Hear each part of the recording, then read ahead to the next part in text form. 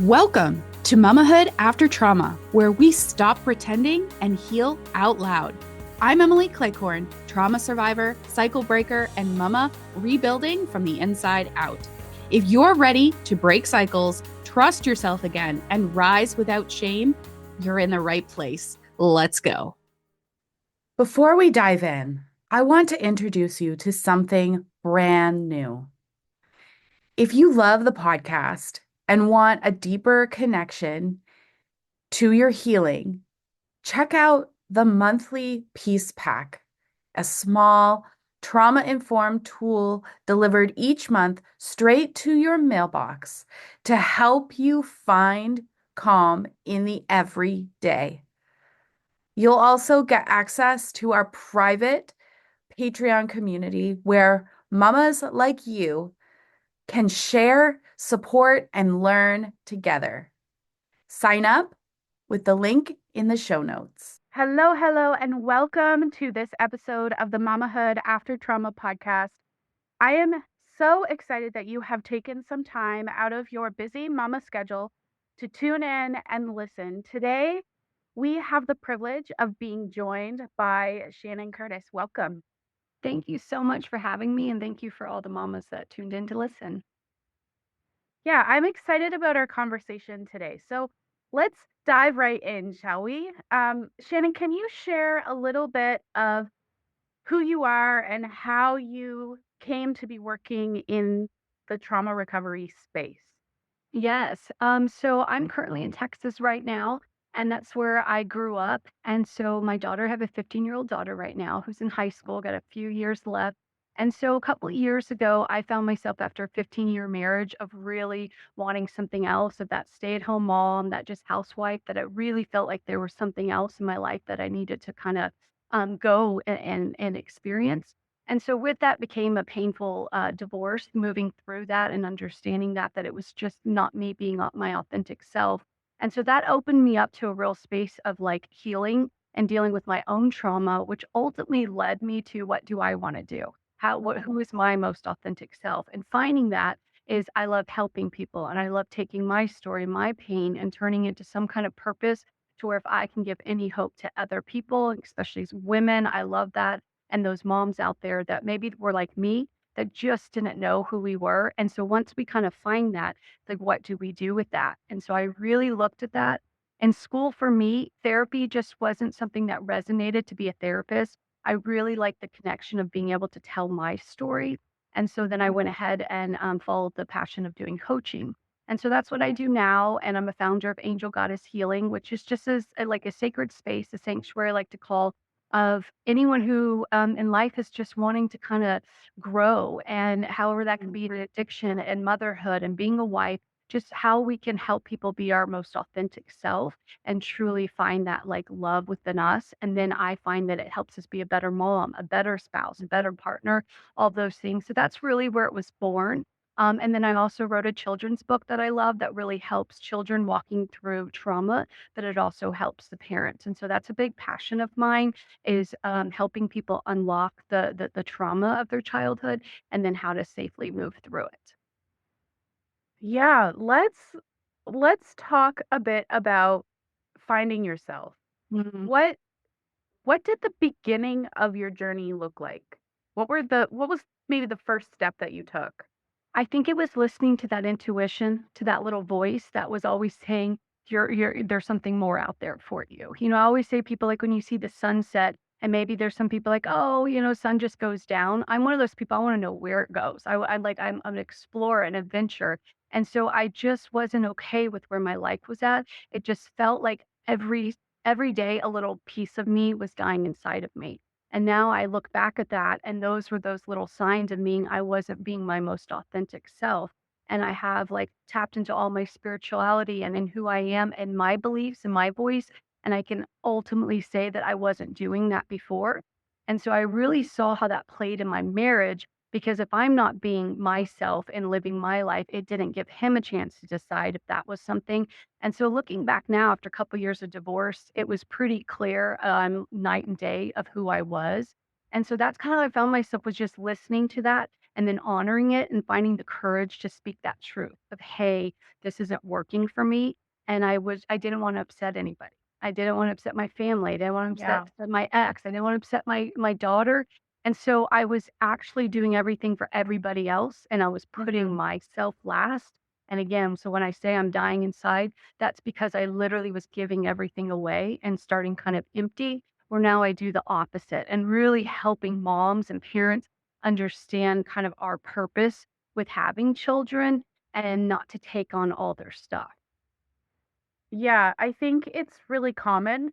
I know I've struggled with the being everything for everyone and not taking care of myself.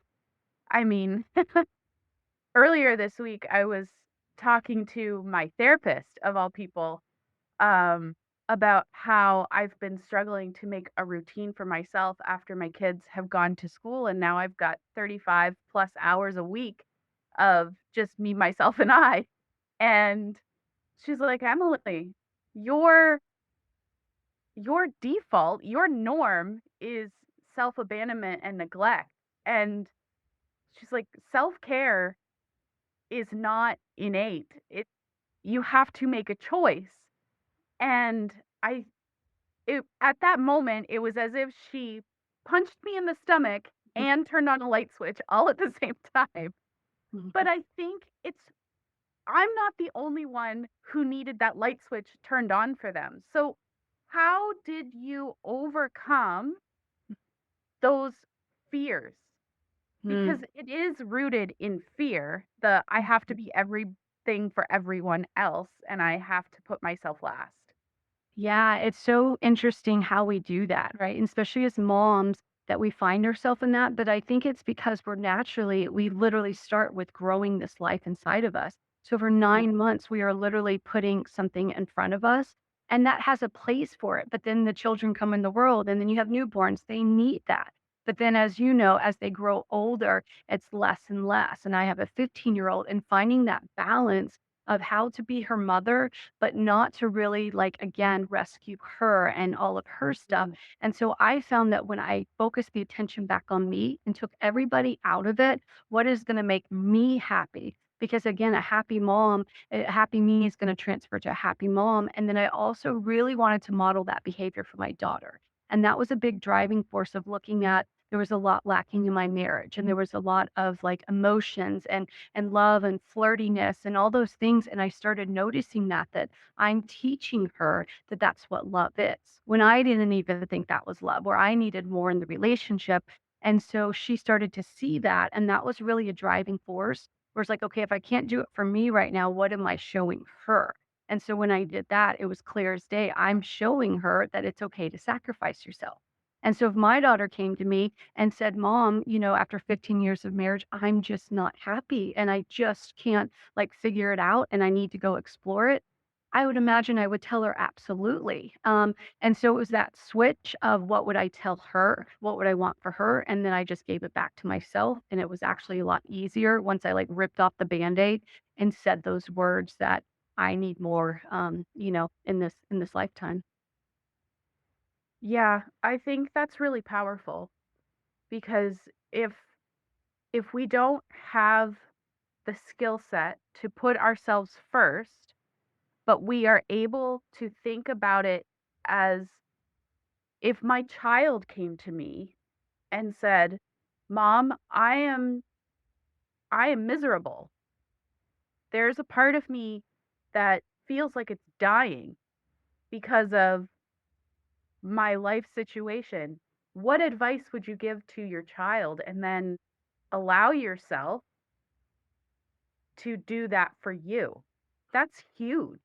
Yeah, that's that inner child work that we do, and so that's what I help my clients with a lot, is seeing that sometimes if you can't do it for yourself, take yourself out of it. If you can't visualize that child that maybe had their trauma in their life and they're kinda disconnected from their trauma, I try to, again, visualize, what if your child was going through this? Or what if they were in an abusive relation or they were unhappy? And it's kind of like taking yourself out of it, and I feel like we can all identify with children and the innocent part of it, And so I really feel like that plays a part. And then I've learned how I'm helping heal my inner child is by reparenting it, but by reparenting it through my daughter, meaning giving her the things that I didn't as a child and maybe creating that space to be like, that she can come to me and say that, or she doesn't have to wait 15 years, that she finds her voice to where it doesn't have to be years and years of doing that. And, that led to some of my addiction stuff that we can get into. But for 7 years of my daughter's life, I was addicted to pain medicine. And so much of that was my trauma and having miscarriages and in vitro and all these things that I had to do.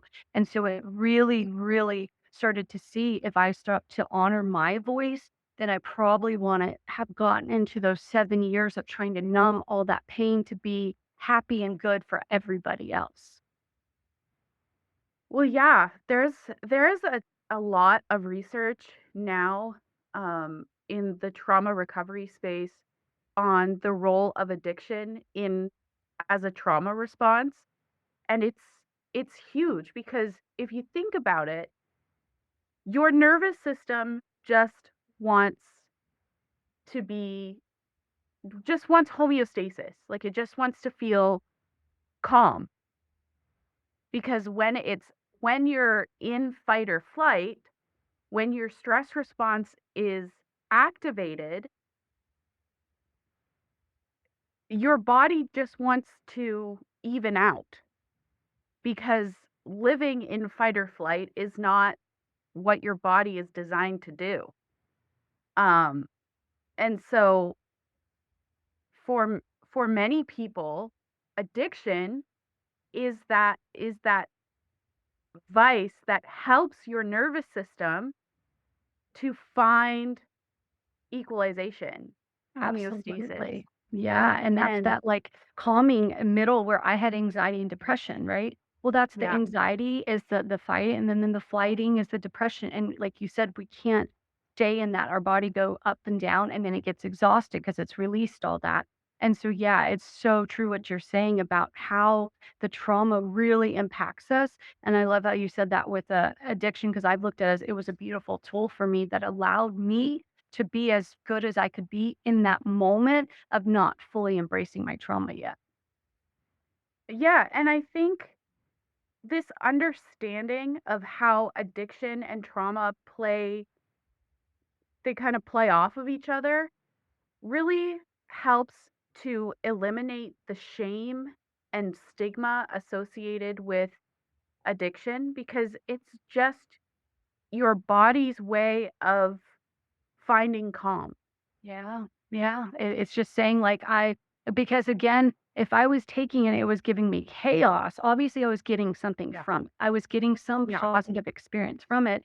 And so that's how I let go of the shame is my daughter's 15 and first 7 years of her life, I was, and it was all prescribed through a doctor and all these things, but I wasn't fully present. But I could go back on that and live that shame, be like I'm such an awful mom, or I could use it and I open up to her about that and my trauma and how she has trauma. And it's like you can go down that path too. Or I'm giving you the opportunity to start looking at your stuff now and your trauma now to release it. So you're not having to go numb it later and you can find your voice. And I'm creating a safe space to where if you feel a certain way or relationship, you can change it and you feel like your voice matters. And so I found that that's the best way to kind of take all of that and spreading the message with women and alcohol. We live in that culture of the moms 5 o'clock, or I was that mom where you're like, oh my gosh, okay, it's time to drink now. And you have that glass of wine and you're like, huh. That's that release. That's that release that Yeah. I got. And the addiction is I can do this now. This feels manageable. And so what it is, yeah, we have all this shame and it's kind of hidden. We don't talk about it. And I know there's a lot of addiction and Adderall and different things in mom. And what it is I get it, but I did not understand it till I went to treatment and I'm my roommate and she was there for Adderall. And I remember sharing my story of I was like, yeah, the pain medicine gave me energy. I used it to clean the house. I wasn't going out partying. I literally would time it and be like, hey, I'm gonna go do the dishes and laundry and it was like that little boost. And so when she explained her story, it took away the shame that I was like, I am not the only mom who has done this. And so that's that thing of why I like to talk about it because there's no shame in it. It was a survival mechanism, but I always love to help people say there's another way and I'm on the other Yeah. side of it. and I can do motherhood without having to drink or to check out. But it's hard at times. But I think that's where we need the support system and people like you that offer this podcast to come on, and just anyone hearing it to know you're not alone. So, what were your once you were able to give yourself the grace to allow yourself to listen to the voice saying there's something more for you in this life, and you took the step to empower yourself, how did you begin navigating after the fact? After, yeah, I think I was willing to let everything go, meaning I had a beautiful house with a pool and 30 acres and horses and like everything you could imagine. I was willing to walk away from it all of it. And just, I literally started over and I trusted. And that's where my faith came in and my power within and God and everything. And it just gave me the courage to be like, I can do this. But I had to surrender to the fact of that's why I love the rising phoenix. Mm, Because like, you literally have to burn everything from the ground, but you come back stronger, and so I walked away from it all, and I remember driving off and going and having everything I owned in my trailer and my truck, and that was it, and so that led me down that path, and then 6 months later, I had to live with my mom for a little bit, to save up, and then now I have a home and all these things, but I really, really would say I had to surrender to in order to create the life that I want, that I'm gonna have to walk away from that life that's not serving me. And so sometimes we try to make it work and it's like, no, mm, I had to literally for me be like, this is how important it is. I don't care about all that stuff. I can live in a beautiful house, but do I feel that beautiful inside? Do I feel seen and heard? mm, And so once I really found that I can see myself, I don't need anyone else to, it kind of made it a lot easier. And I remember the freedom, the feeling of driving away, being like, mm. can do whatever I want, whatever I want. Now I have a daughter and obviously that plays a part where I don't have the freedom where I can just go cross country, but at the same time that feeling was still the same of I can create whatever life that I want to create. Yeah, I think for so many of us trauma survivors, we have a white knuckle hold, like you're white knuckling the steering wheel in a storm, and you're scared to let it go because it's a house of cards, right? And but when you're able to open your fist and just hold your life open-handed and allow whatever needs to fall away, whatever's not fitting you anymore, whatever's not serving you anymore, and just let it be. Let it be. What a simple, simple term. I love that song, Let It Be. I'll listen to it sometimes because it just reminds me of everything. And it's a belief that I have. And with my trauma, that everything happens for you. And so it's that thing, it's not happening to me. I'm not a victim of it. It's happening for me. So when things are falling apart, quote unquote, maybe they're falling apart to make room for something else, or that like growing of starting over and coming stronger. And you think of like trees and roots and how you have to root down, and trees will lose their leaves every year and they come back stronger. And so it's that analogy of just trusting it's happening for you, and that surrender of letting go and opening your hands truly to receive. And that's like the Yeah. receiving is when I do meditation, is opening my hands and just receiving and trusting.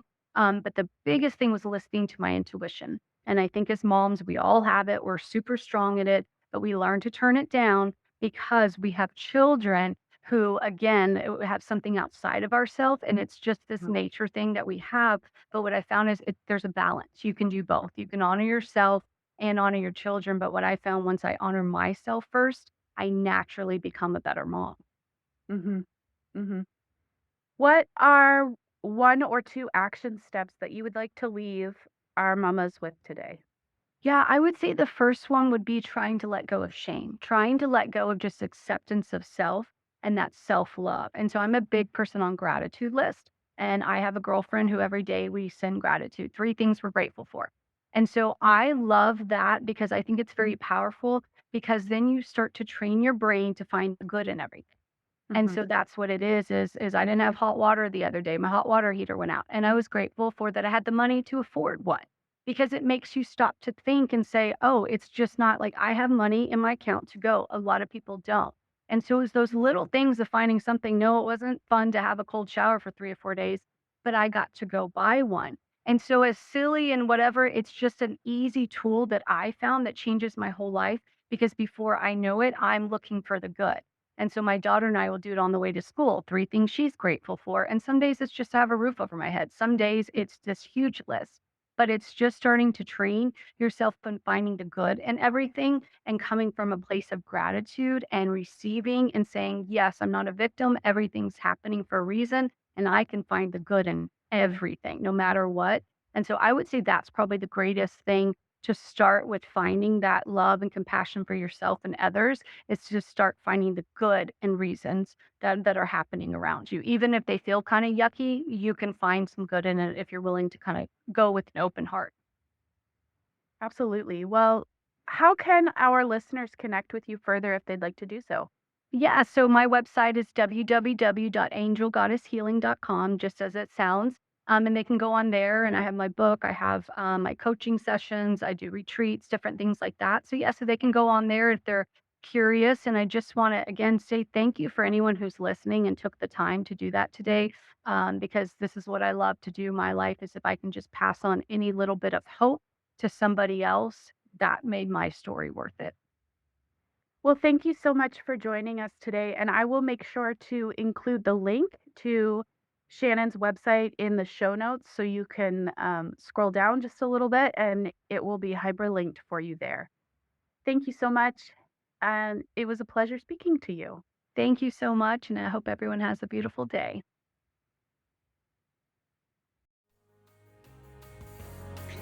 Thanks for listening to Mamahood After Trauma. Take one insight from today, breathe, reflect, and keep healing out loud. Subscribe to the podcast for more stories, tools, and support. And remember, Mama, you're breaking cycles and rising with honesty. Until next time, mend the past so you can mama in peace.